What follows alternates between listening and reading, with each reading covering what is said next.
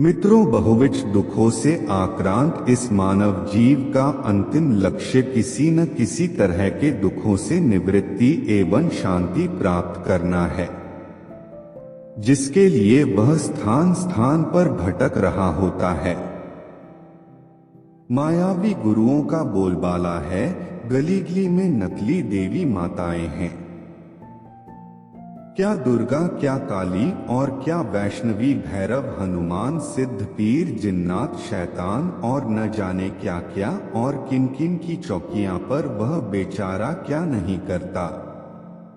अनगिनत नक्षत्र सूचक और एक के बाद एक ऐसे ही तांत्रिक काला जादू जानने वाले उस बेचारे की परेशानी, भोलेपन और अज्ञान का लाभ उठाते हुए अपनी वाक्पटुता के प्रभाव से, अपनी मायाजाल से घेर कर उसे कई बार शिकार बना चुके होते हैं।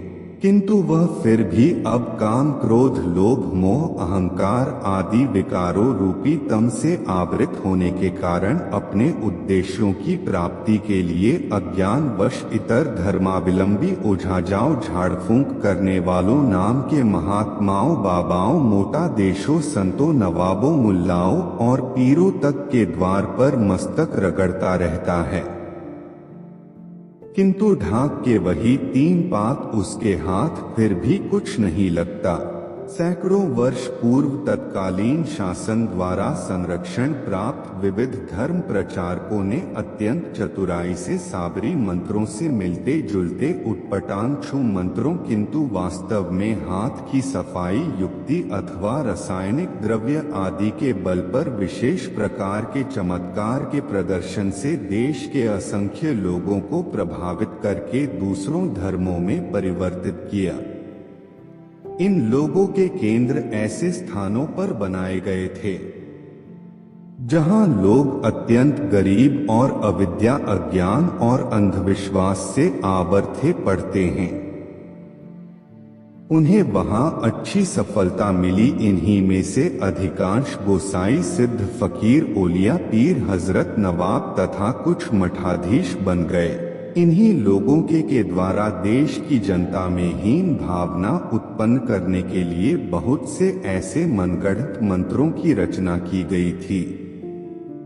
गजनी से आए महमूद ने हमारे देश के परस्पर विरोध का लाभ उठाते हुए भारत पर आक्रमण करके तत्कालीन श्री सोमनाथ के प्रसिद्ध मंदिर को लूटने में सफलता प्राप्त की थी।